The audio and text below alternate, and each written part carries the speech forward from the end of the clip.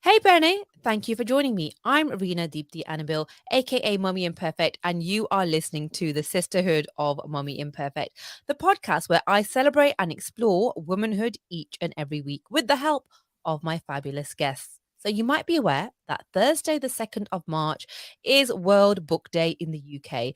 And you should definitely be aware if you have kids because, they will probably be going to school in some kind of a costume and you don't want to do what I did, which was sorry, which was at 8:30 in the morning, cut holes in a random pillowcase and pretend it was the BFG's waistcoat. It was not my finest moment. Just be a little bit more prepared than that. But this episode is not about that. It's not always about the kids. This episode is about ladies of literature, books all women should read, fabulous female authors that you need to know, and book recommendations from me and my guest. And my guest is the lovely self-confessed bookworm and columnist for Eastern Eye newspaper, as well as many other things, Priya Mulji. Hello, Priya. Hi, Reena. That's such a lovely intro. Thank you very much for having me on again. Well, it's lovely to have you. I've stopped coughing now. I don't know what happened to me. Right. Excellent. So I know that you have been busy, but do you still find the time to switch off and read? I'm trying. Last year was not my finest reading year, but I did read some really good books. And over the last few years, I have read some wonderful, wonderful books. So I'm looking forward to sharing my recommendations with you today. And I'm looking forward to hearing them. And you know what? We spoke about books about, I think it's about 2 years ago now, and I had no It's been a recommendation. while, yeah. I know. And you know what? You'll be proud of me with the stuff that I come up with today, Priya, because Oh, fab. I might even have something that you didn't hear about, a Oh my God, recommendation for please do. you. Yeah, I have Surprise recommendation. I'm gonna throw one in that I just found this morning. So I'm gonna throw that in at the end. okay. But first of all, I just want to talk about female authors first. Hmm. What is your favorite female author? Who is your favorite female author? Right, this is a really hard one. Can I choose two? If Yeah, that's sure. okay. So, and I will show you their books because I have them right next to me. So my two, firstly, and in no particular author, they're British Asian female authors whose books I've read over the last couple of years. So the first one is Sarah Nisha Adams, who wrote a book called The Reading List. It's one of the most heartwarming, loveliest stories I have read, and it's such a beautiful story about a young girl who forms a connection with a granddad, an Indian granddad in sort of Wembley, and it's such a lovely, lovely story. And they sort of connect through a list of books. So that is my first one. And my second female author that is completely different Wait, is you didn't say the author. Sarah Nisha Adams. Oh, Sarah Nisha. Okay, Sarah Nisha Adams, Sarah right? Nisha Adams, who also has, I believe she has a new book coming out this year. So I'm excited for that. And the next one is Simon Mears, who wrote The Khan, a completely different book to The Reading List. So Simon Mears, The Khan, is a kind of like a British Muslim The Godfather. So it's like a crime thriller. Now, when everybody was raving about it, I was like, I don't know if that's really my thing. Crime books. I loved it. Absolutely loved it. She was she's strong and she's empowering. And, obviously she's the Godfather. So, she's not the nicest person. It's a fantastic book. And I was like, I'm so proud that this is a British Asian woman that's written this book. She is fabulous, and I read both of those books actually, and I think Good. I don't know whether it was you, maybe you recommended it, or I don't know how I found out about them. I'm sure it might have been you actually, but I do really like them, and I think I enjoyed The Khan more. I think that was more edgy, and I think it was more.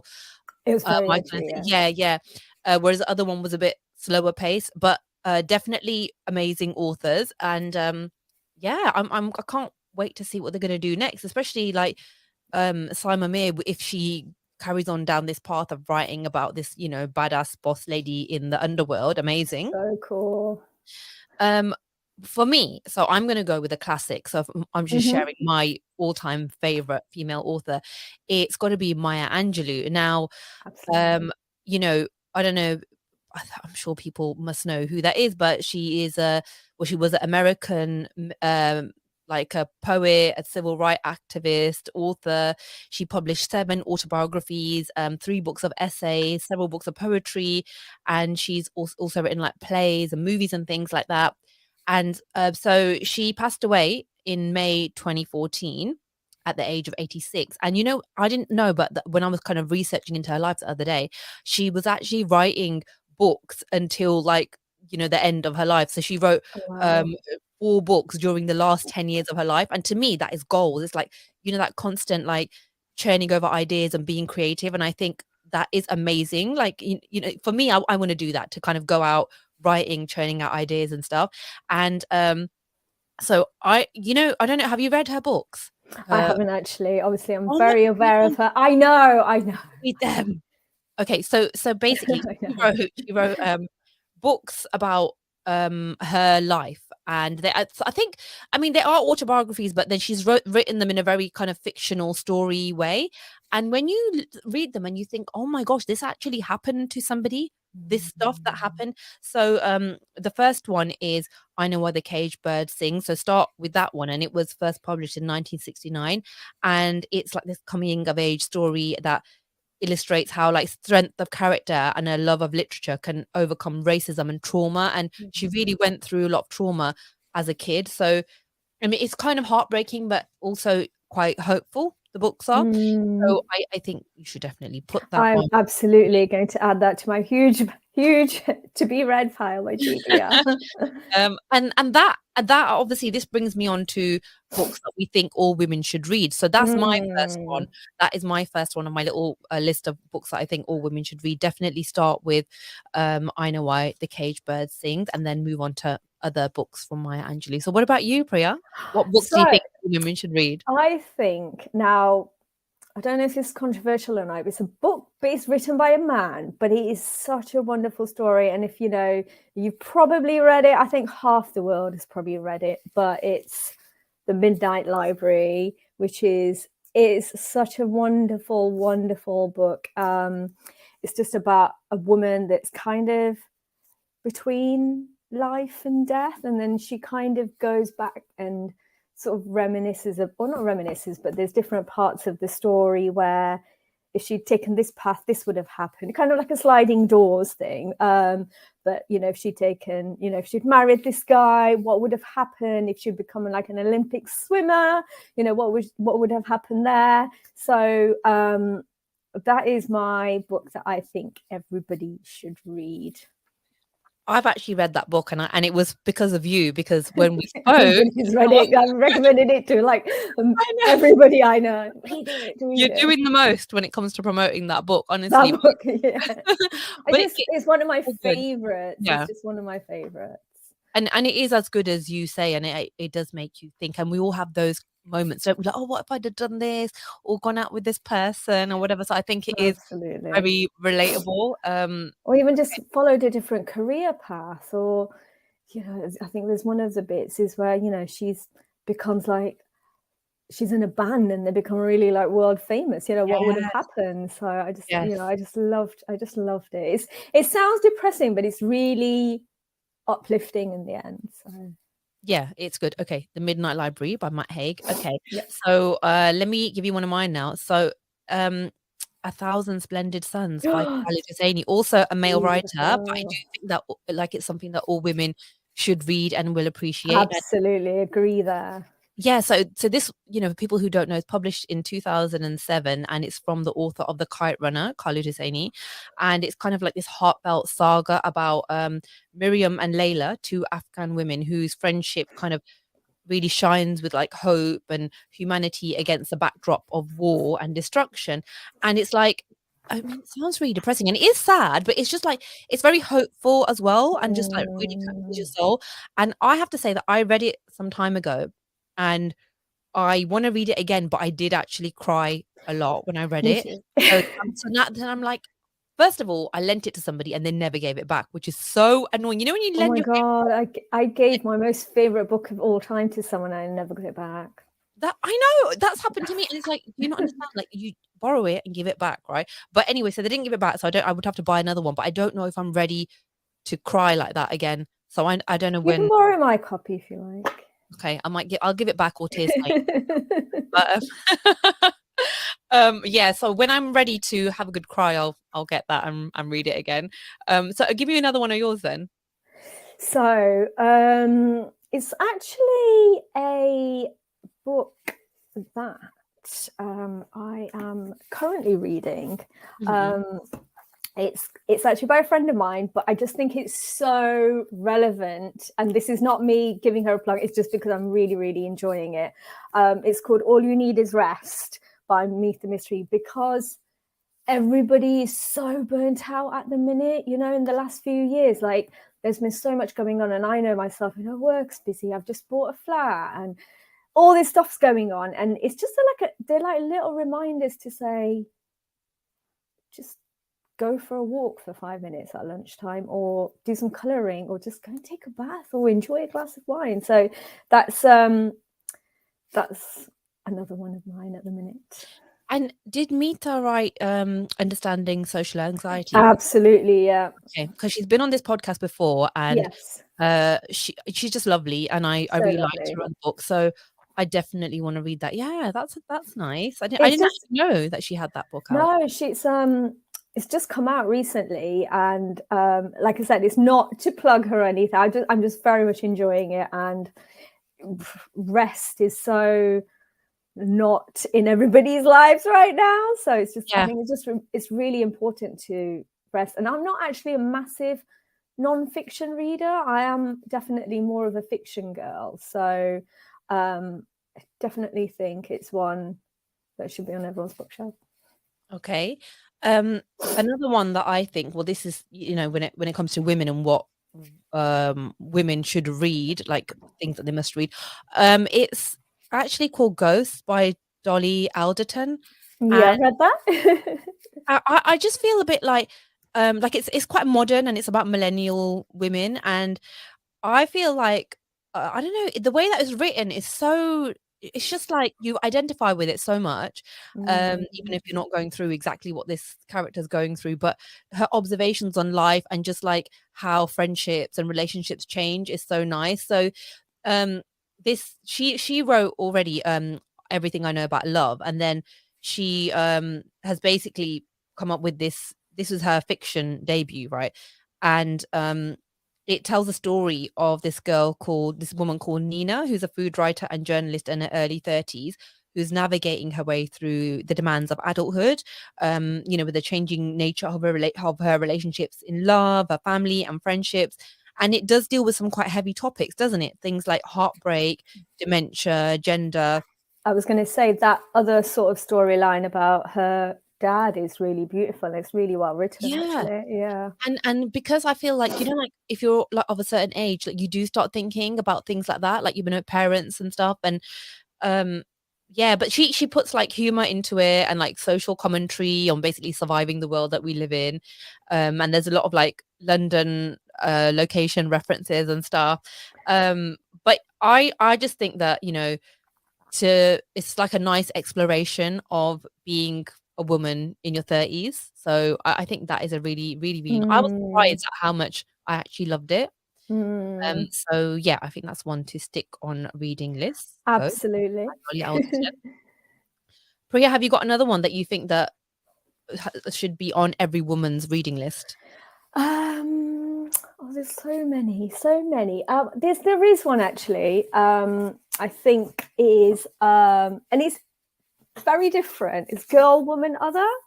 Now, the way it's been written, have you read Girl, Woman, Other? No, but I'm smiling because it's literally on my bedside table and I haven't read it. So there's no punctuation in it. There's no capital letters. But it's about is it just a stream of consciousness then? But it's all different stories from, you know, 1905 to the modern day, and it's kind of interconnecting stories. It's by Bernardine Evaristo, who's just fantastic, and I've listened to podcasts with her and stuff on it. She's absolutely amazing. So that is It took me a little while to get into it, if I'm honest with you, just Yeah. purely from the way it's been written. Just there's no punctuation, there's no full stops, there's no capital letters. So, but it's just, and it's quite a long book, but it's just really clever how she has interconnected all the stories from historically to modern day, and how these two ladies just connect, or their lives are connected, or their families have connected some way or another. It's a Booker Prize winner 2019. So yeah, definitely amazing. It's a beautiful book. Yeah, there was quite a lot of hype about that book. I did hear about it quite a lot.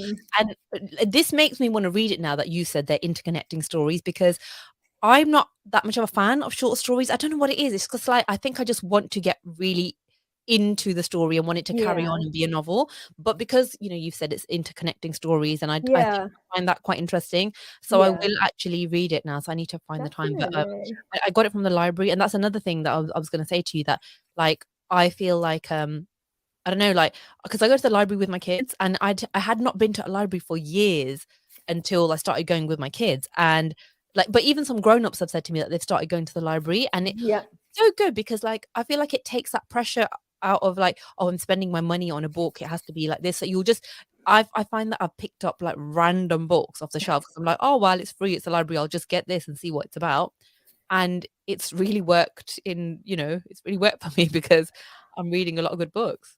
And I'm seeing more and more stuff like on Instagram and stuff, that people are going to the library, or authors say, oh my God, someone sent me a picture of my book in the library. And actually authors do get, I believe they do get paid if you take their book out of the library, possibly, or something. So, you are helping the author who, if you're a small author, they need all the help you can get.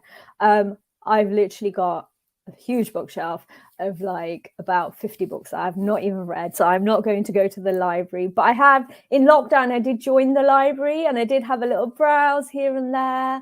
And I know, like, there's some books I actually donated to the library. I was like, oh, do you enjoy this, or I'm not going to read this, or somebody gave me this book. So I think libraries are such a good way of, especially in the cost of living crisis, it is, books sort of £12-15, especially like the hardbacks. It can be very expensive. I'm also a bit lazy and just like to have everything just sent to me. So but I think it's also great with children as well. Like, I don't have children, so I don't have an excuse to go to the library. But I think it's wonderful, especially like, I've got friends that have got children, and they'll take their children to the library, and they're like, oh, I got this book about this and that. And then it's, it's like I spent my childhood in the library. So me too. Because our parents, we did have books at home, but my parents definitely couldn't afford to buy me new books at the time. So and also, I've got 3 kids. They bring home like 10 books each from the library every time we go, which is every couple of weeks. So imagine if I was buying them that, I'd literally be back. I'm like, you go check out the maximum level number of books and enjoy them.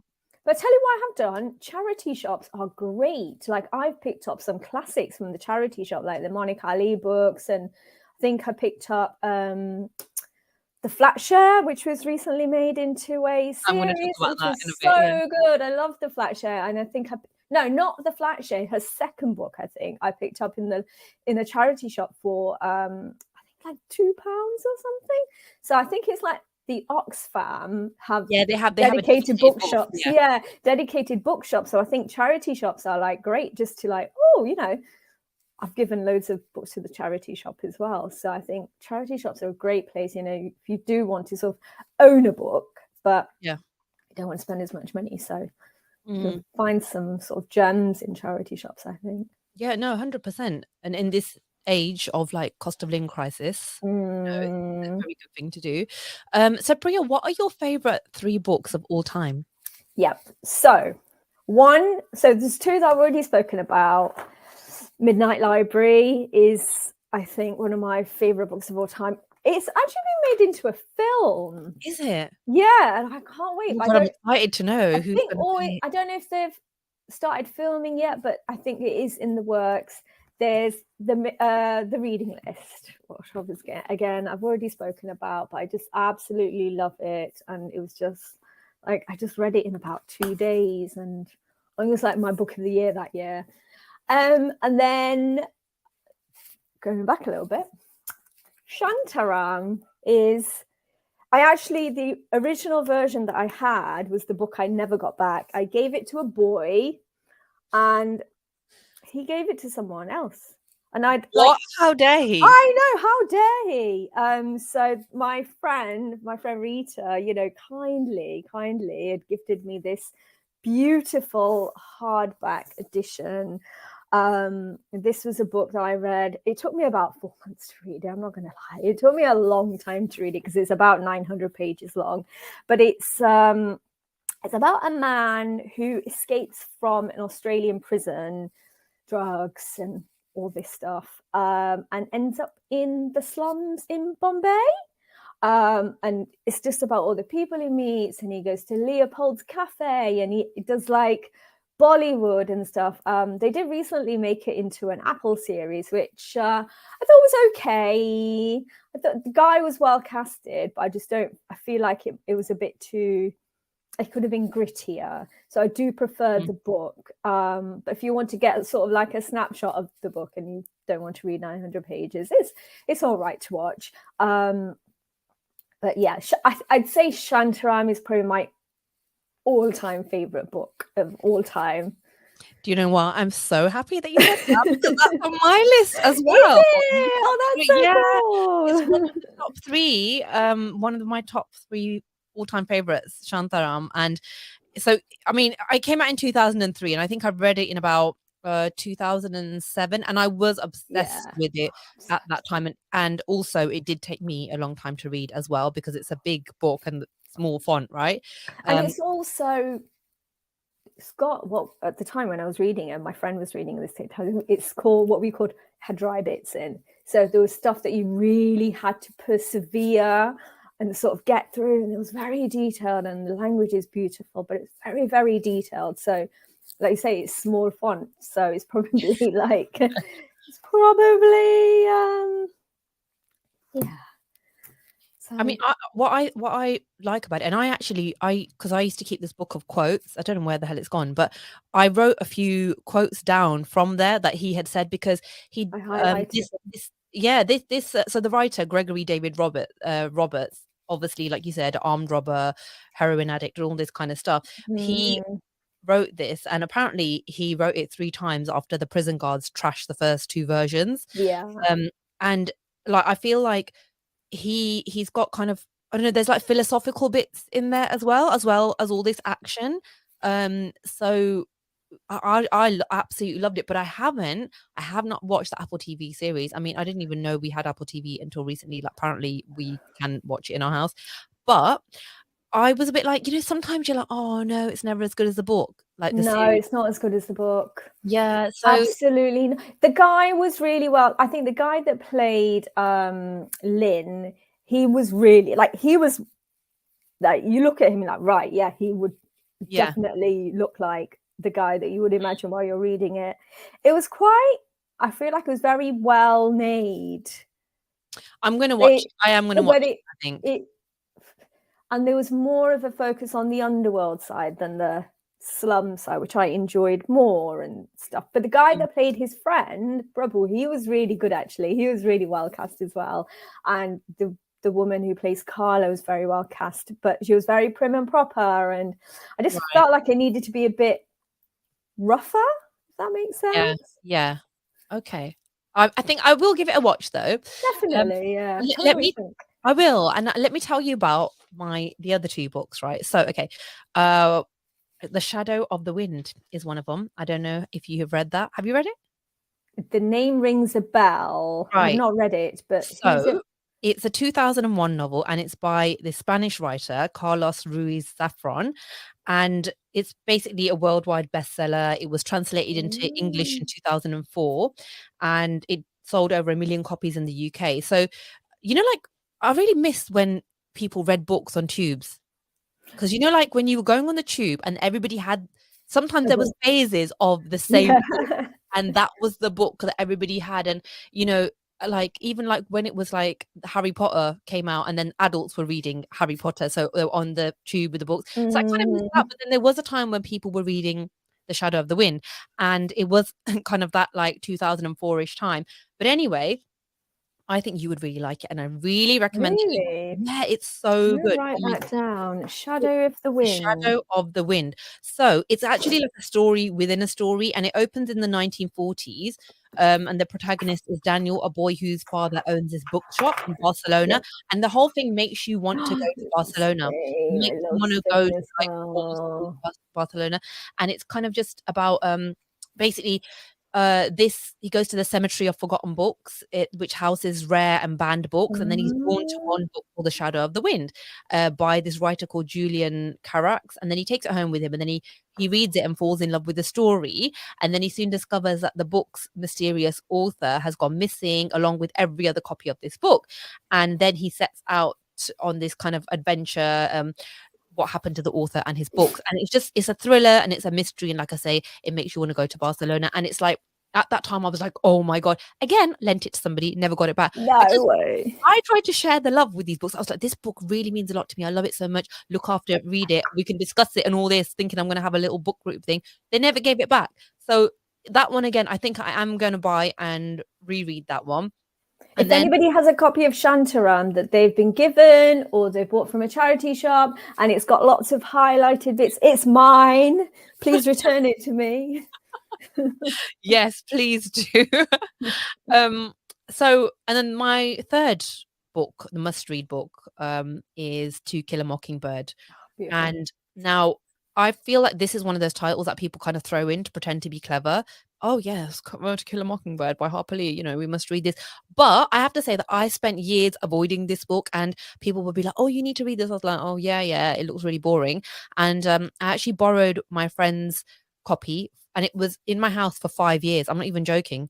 5 years was on the I read it shelf. at school.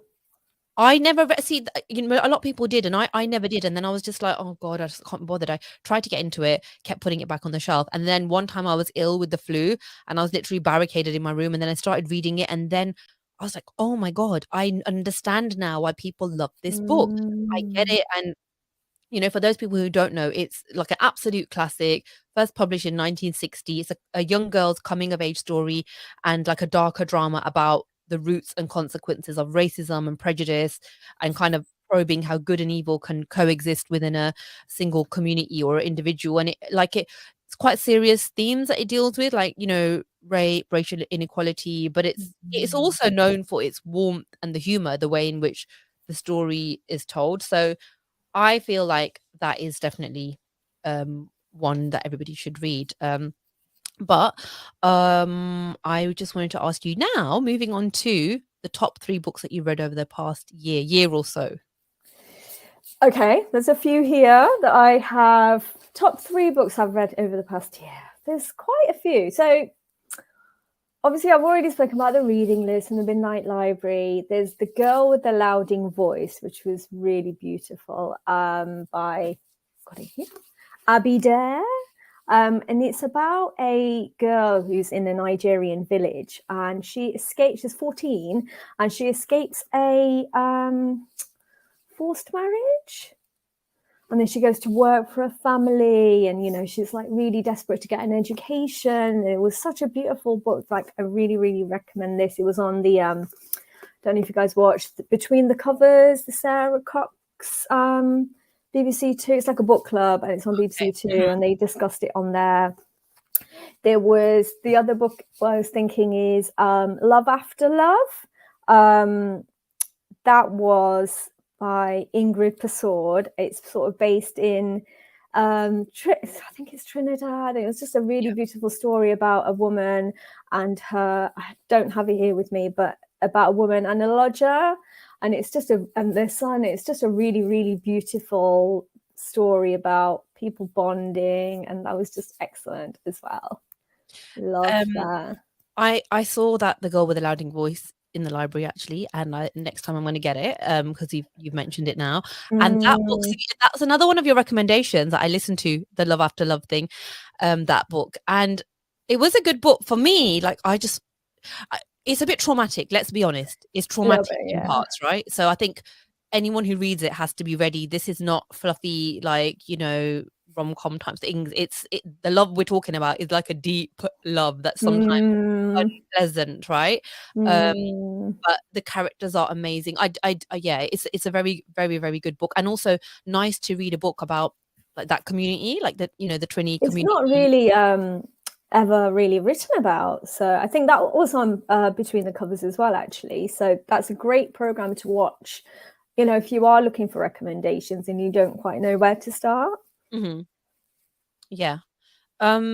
Okay, so I'm going to tell you about some books that I've read over the past year, my Okay, top 3. my So, pen is ready. well, one of them you've mentioned already, which is The Flat Okay. Bear by Beth I O'Leary. love that show. So Have you it's watched the series? I did watch the series, and I kind of did that free trial to Paramount Plus just to watch the series and then cancelled it Same. afterwards. Did you enjoy it? I did enjoy it. I did enjoy it. I really did, and I did as well. I think it was one of the better ones because it seemed like it was quite low budget. I think the girl that they cast as Tiffy was really good. I think they got all the parts in, with the old guy and stuff, and the guy was really good looking.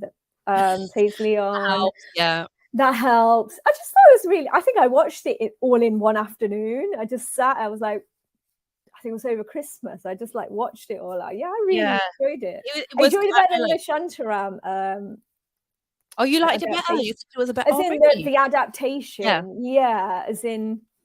I felt Tiffy was a bit different to how she was in the book. I feel like the book Tiffy was a bit different. And I mean, I'll just say for people who don't know what it's about. So it's a story that follows a girl called Tiffy and a guy called Leon, and they've both agreed on this unusual arrangement between themselves.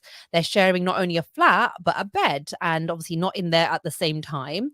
So they don't see each other. And then because Tiffy has the apartment to herself in the evenings, and then Leon works night shift, so he's there in the day, right? And then they communicate through post-it notes, and then I mean they're kind of battling their own demons, and things are going on in their own lives as well, so that's kind of shared, and then their lives start to intertwine.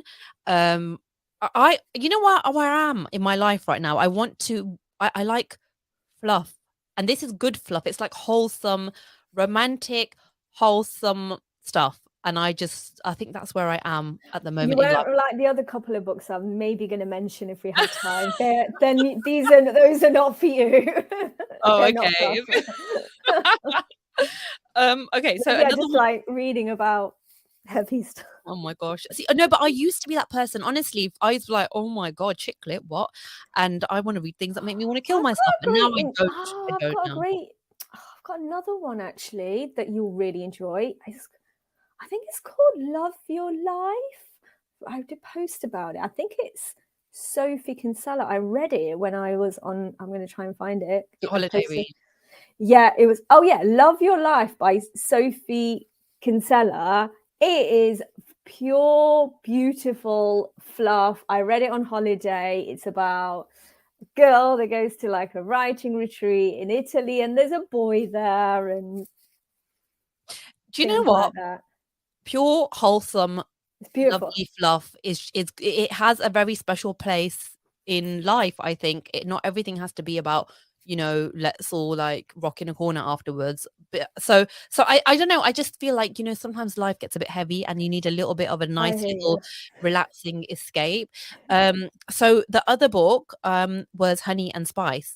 And that was it actually came out last year. So the author is Bolu Babalola. Oh, yes. And this is her kind of dazzling debut novel, and it's full of like passion, humor, and heart. And it centers on this young Black British girl called Kiki, who's 19. She's at uni, and the whole thing's about like uni students.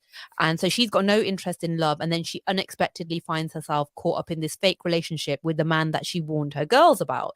Now, you know what? Obviously, I'm not probably the target market for this, and this, is one of those books that everyone's talking about on TikTok and things like that.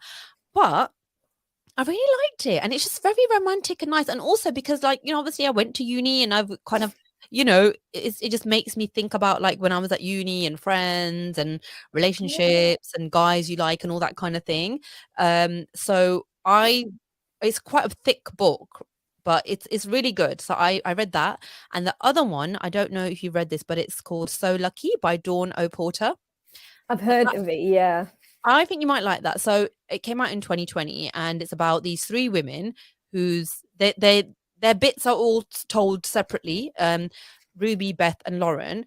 And so to the outside world, their lives look perfect, but obviously no one's life is perfect. So Ruby is hiding this condition that makes her hide her body. Um, she's had a dysfunctional relationship with her mom that's caused a lot of damage. And Beth is a new mom running a successful wedding planning business, but her marriage is not very perfect. Lauren is an Instagram influencer with millions of followers, but then she's hiding her own secrets as well. So I I really quite liked it, and I read it quite quickly. I think you might like that actually. I'd like Yeah. to know what you think about that. I've got a So couple of other recommendations in that sort of genre. So sorry, I interrupted you. no. They were my three. If you like that sort of rom-com, Hannah Khan Carries On by Uzma Jalaluddin. And it's based in Canada, and it's kind of a take on You've Got Mail, if you've seen that film. Yeah. It's about two restaurant owners, and they're kind of communicating with each other, but they don't know that they're communicating with each other. That was lovely. And then the other one was Sunny by Sukojla, if you've read that. I have read that, yeah. Yeah, that was a really nice, fun, like British Asian girl dating, living with her parents. I think a Yes. lot of women would probably, sort of young British Asian women, will really relate to that. That was a nice, fun book as well. That So I was don't good. just read heavy stuff. I do read fun things. Yeah, it's not all about War and Peace and stuff. No. So I just wanna tell you as well what I'm reading now, and that Mhm. is well, I'm starting to read, and kind of I'm kind of almost all the way through one of them, and it's a non-fiction book, this one, called Prajna: Ayurvedic Rituals for Happiness by Meera Manek. Now, she is, like a food author, you know, cookbook Mm. author, and this book is it's kind of about rituals and routines for your entire day, from the moment that you wake up Mm. to when you go to sleep, and it's kind of, you know, like ways to give you energy and to have a positive mindset, you know, ways to wind down, relax, ways that you should eat according to Ayurveda, breathing exercises. It's got mindfulness techniques in it, yoga stretches, simple recipes to try, like so many things. And it's like, let me show it to you actually. Yeah. Got it right here. I It's follow it's her on Instagram actually, and I think I've seen that and you a can just post dip about in it. and out. Yeah, you can dip in and out of this book. Like, oh look, I've got like bookmarks in it as well, because I make this porridge as part of my staple diet now. This porridge that she makes with like this grated apple and cinnamon and ginger. So Mm. nice. So anyway, it's got like lovely little recipes in, and I just very good tips Nice. on you know, how to be more mindful, eat properly, look after yourself. It's a real nice self-care book, I think. And I love the fact that she's taken like time and effort to look into our culture and traditions and rituals, and why do we do this, you know, that's things that are passed down from generations.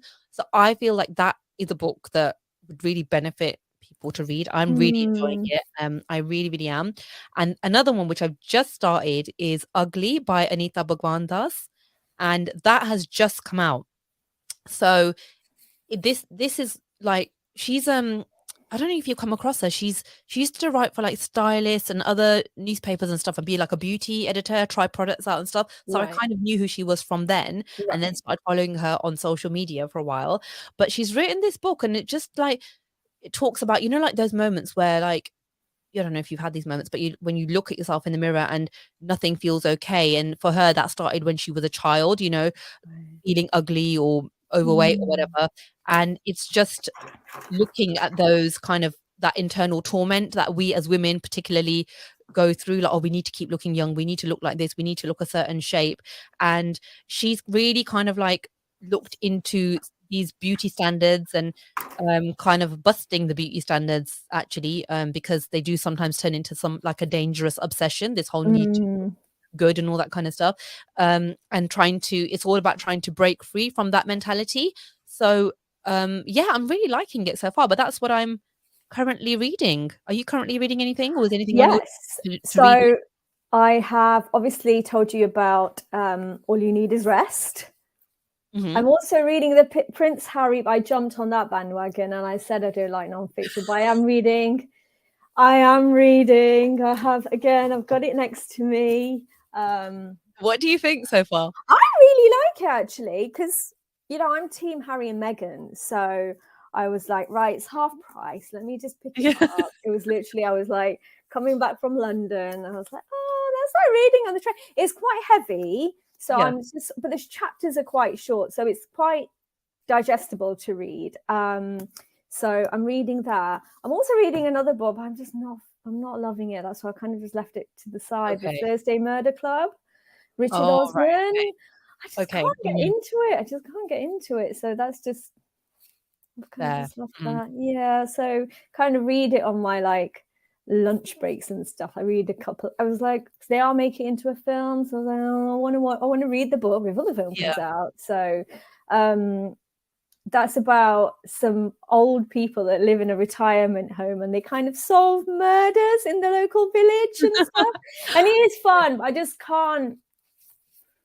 Just can't get into it. But yeah, they're the sort of books I'm reading 3 at a time. That's just. Oh my gosh, I thought I was crazy. Yeah, Yeah, never done that actually. But I read 2 books at once, like a fiction and a non-fiction. Yeah, I think that's quite good though, to have a non-fiction on the go. So you can times. And obviously the All You Need Is Rest is just quite a little sort of easy to read book. So I'm reading sort of a few books at the sort of reading a couple of books at the same time.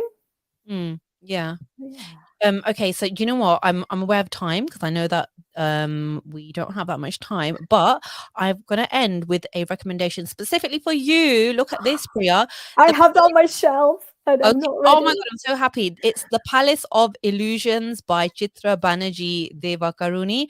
I'm so glad that you have it on your shelf, and I've read it for about 10 years on my shelf. Oh my god, that's longer and I than really I want to read it. I really just, I don't know why. Right.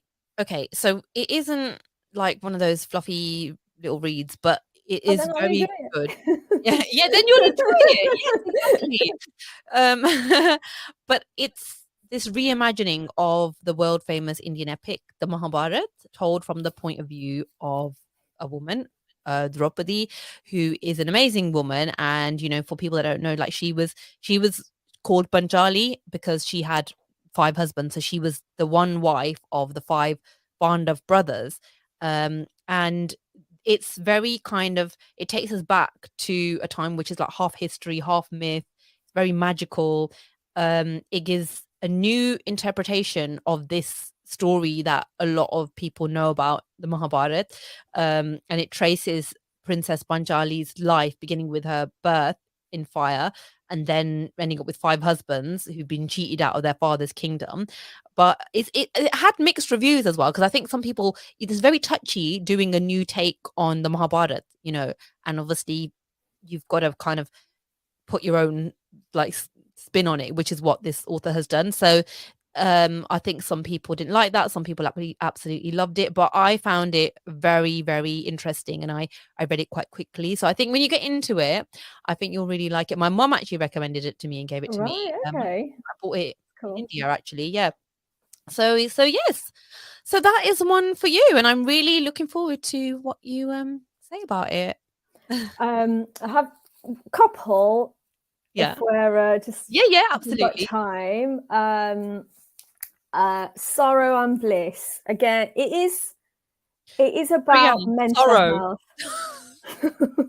It's about mental health. And it's about a girl called Martha, and it just follows her life and the people around her, and sort of how she deals with mental health issues. I think that's beautiful.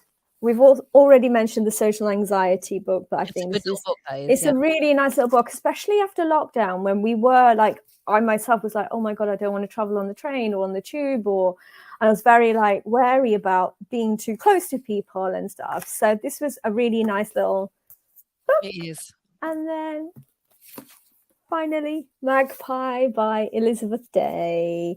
I have Again, seen that book around, and yes. What is it about? it's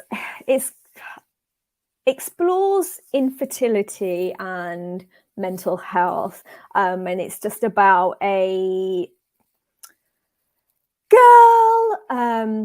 a couple and this other woman that are in their lives, and it's just kind of, I don't want to give too much away because there is like a twist to it, but it's about a couple and then there's somebody else in their life, and I'll just read the sort of synopsis, the blurb. Sometimes Marissa gets the fanciful notion that Kate has visited the house before. She makes herself at home without any self-consciousness, puts her toothbrush right there in the master bedroom on the shelf next to theirs.